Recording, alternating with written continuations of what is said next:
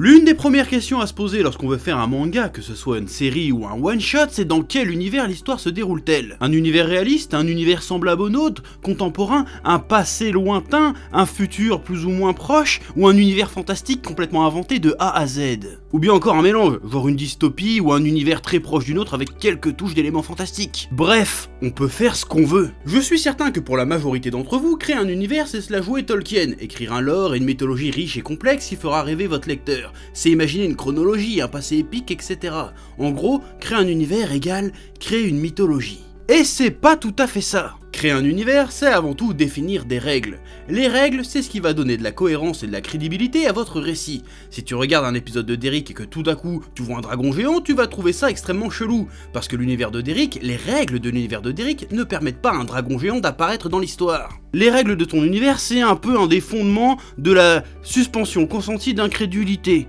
Le truc qui fera qu'on croira à ton histoire. Les règles, c'est aussi ce qui va définir les péripéties et les différents objectifs de votre héros. Le héros devra suivre ces règles ou au contraire trouver un moyen de les contourner pour parvenir à ses objectifs. Par exemple, prenons le manga Death Note. L'univers de Death Note est un univers réaliste contemporain au sein duquel on fait intervenir un élément fantastique, le cahier de la mort. Pour que l'histoire continue d'être crédible, il faut qu'on délimite clairement ce qui est du domaine fantastique ou non dans cet univers. Il faut définir les règles. C'est exactement à ça que servent les règles dictées dans les premières pages du cahier de la mort. Sans ces règles, Light n'aurait aucune limite pour utiliser ce pouvoir et l'histoire serait finie en 10 pages. Mais parce que ces règles existent, elles vont être à la fois les règles que Light va devoir suivre pour atteindre son but, et aussi celles qu'il va devoir déjouer pour se sortir de certaines situations. C'est justement parce que les pouvoirs du cahier, donc de Light, sont limités par des règles, que elle et plus tard Nier va pouvoir le démasquer. Quasiment chaque péripétie du manga consiste à jouer avec ces règles ou à les contourner. Donc Light doit jouer à la fois avec les règles du cahier de la mort, mais aussi avec les règles de notre monde à nous, c'est-à-dire la loi. D'ailleurs, dans les récits policiers, ces règles de l'univers sont définies par ce que nous on appelle la loi. C'est un peu pareil. Parce que genre les méchants sont méchants parce qu'ils vont à l'encontre de la loi. Et les policiers qui sont les gentils, en théorie, doivent attraper le méchant en respectant les règles de la loi. Tu vois le délire ? Ouais. Et comment sont justifiées l'existence de ces règles dans le Death Note? Par la mythologie qui entoure les dieux de la mort. Ouais. La mythologie de votre univers existe pour justifier les règles de cet univers. Ouais. Je parlais de Tolkien vite fait, quand il écrit l'introduction cosmogonique du Silmarillion, en expliquant la création de son univers, des Valar, Morgoth, des elfes et tout ça, c'est pas juste pour faire genre j'ai trop d'imagination, c'est aussi pour définir les règles de son univers, donner du contexte à ce qu'il racontera plus tard dans l'histoire des Silmarils ou encore dans la guerre de l'anneau.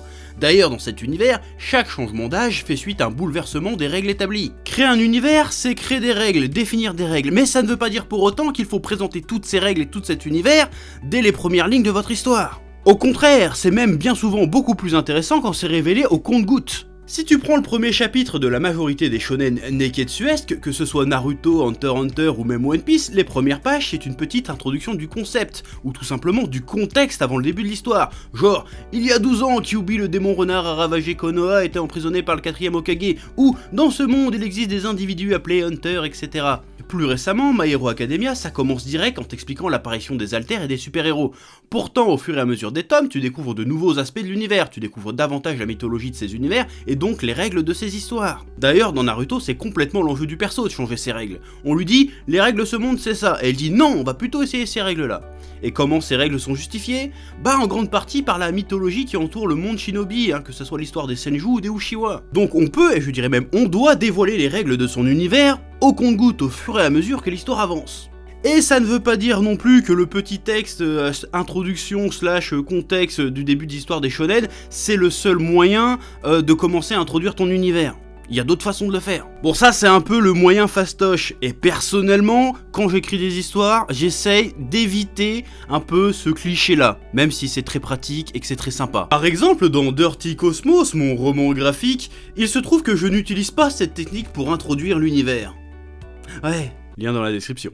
Dès les premières pages, on comprend qu'on est dans un univers plus ou moins SF, on comprend qu'il y aura donc toutes sortes d'aliens et de technologies cheloues. Le héros, Starfire, nous raconte les événements à la première personne, avec un ton désabusé et cynique. Dans sa première scène, il est ivre-mort et pris d'une crise de douleur causée par son bras gauche étrange. C'est alors qu'il nous raconte à nous, lecteurs, ce qui lui arrive. Pourquoi il a mal, pourquoi il est dans cet état. Le personnage nous raconte pas la mythologie de son univers, il nous raconte sa propre mythologie. Ce qui nous donne suffisamment de contexte pour comprendre les enjeux du personnage. On s'intéressera que plus tard à l'univers en tant que tel. Mais voilà, c'est quand même une bonne introduction, tu vas comprendre de quoi ça parle, qui est le héros, ça marche. Pour commencer, un tout petit peu de contexte suffit largement.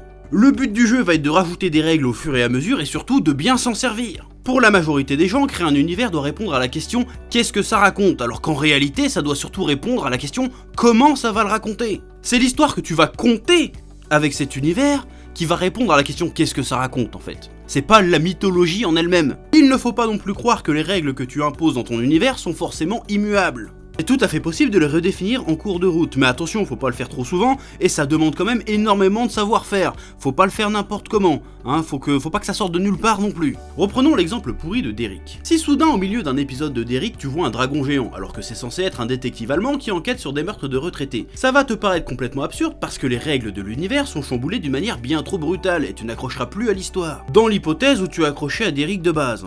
Attention. Mais il existe des exemples où cette redéfinition des règles de l'univers marche très bien. Prenons l'exemple par exemple de Shingeki no Kyojin. Bon là si t'es pas à jour dans l'animé, je risque de te spoiler un petit peu, donc normalement si t'as vu la saison 3, je vais pas te spoiler. Hein, voilà. Isayama nous a présenté une mythologie avec les titans qui sont apparus il y a 100 ans et qui contraignent l'humanité à vivre derrière les murs. De cette mythologie découle tout un tas de règles auxquelles les personnages et nous spectateurs nous croyons. Et l'histoire, les péripéties, se déroulent en fonction de ces règles. Mais arrivé en milieu de saison 2, révélation, Reiner et Berthold sont les titans cuirassés et colossales et viennent de l'extérieur des murs, chamboulement total. Renversement de paradigme. Ce qu'on sait de cet univers est faux. Il existe d'autres humains à l'extérieur des murs. Plus tard, en fin de saison 3, renversement encore plus important. On apprend enfin la vérité. Toute la mythologie qu'on nous a racontée au début du manga est un mensonge, et donc les règles de l'univers qu'on pensait connaître sont au moins en partie fausses. Notre perception, notre compréhension de l'histoire qu'on pensait suivre jusqu'ici par le prisme de ces règles est donc fausse. L'histoire qu'on suit n'est pas celle qu'on pensait suivre. Mais ici, ça marche parfaitement, parce que depuis le début, toutes les règles de l'univers, de la mythologie, n'ont pas été explicitement citées. Il y avait des zones d'ombre, et Isayama a exploité ces zones d'ombre pour nous révéler plus tard qu'en fait ce n'était pas ce qu'on pensait. Tu vois le délire ? Le changement de mythologie, de règles de l'univers est certes radical, mais il ne sort pas de nulle part pour autant. Donc ça marche. Tout ça pour te faire comprendre que 1. Créer un univers, c'est créer des règles. Et 2. Le but du jeu va être de jouer avec ces règles. Et 3. Pour ce qui est de définir cet univers et ses règles, ben en fait, y a pas vraiment de règles en fait. Ouais. Mais fais pas trop le foufou quand même. Que la passion te guide. Ouais.